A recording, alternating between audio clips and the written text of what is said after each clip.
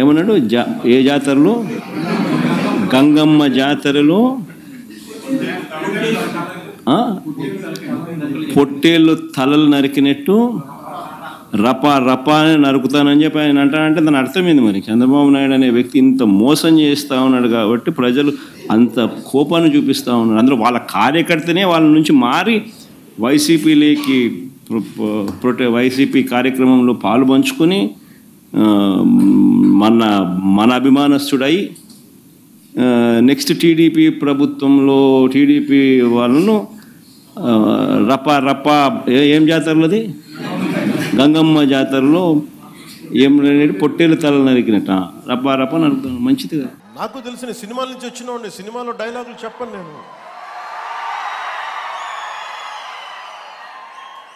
పుత్తుకలు కోసేస్తాం, మిడకాయలు కోసేస్తాం అంటే కోయడానికి మేమేమన్నా చొక్కా ఇప్పి చూపిస్తామా?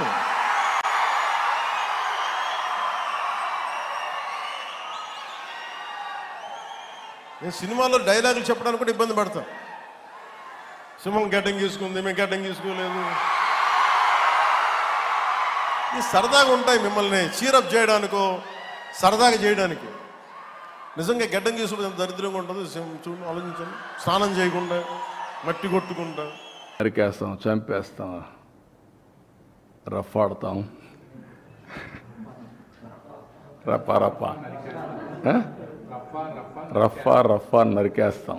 లేదంటే గంగ జాతరలో బలి ఇచ్చేస్తాం. ఒక గంగమ్మ జాతర కాదు, గంగమ్మ ఎవ్రీవేర్ ఉంటుంది, తిరుపతే కాదు. ఆ గంగమ్మ జాతరలో పొట్టేళ్ళు నరకడం అలవాటు.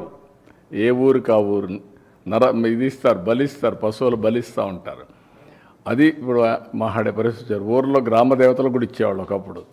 ఒక ఊర్లో గ్రామదేవత ఉంటే శక్తిని బట్టి ఒక పొట్టేల్ని బలిచ్చేవాళ్ళు. అప్పుడు అది పెద్ద ఫంక్షన్ చేసేవాళ్ళు ఊర్లలో. మేము చిన్నప్పుడంతా చూసాం. ఇంటికి ప్రతి ఒక్కడు పెంచేవాడు ఒకదాన్ని, ఒక పొట్టేలు పెంచేవాళ్ళు, కొనేవాళ్ళు. కొని దాన్ని బలిచ్చి అక్కడి నుంచి దాన్ని ఇచ్చేసేవాళ్ళు. అట్లా ఏరియస్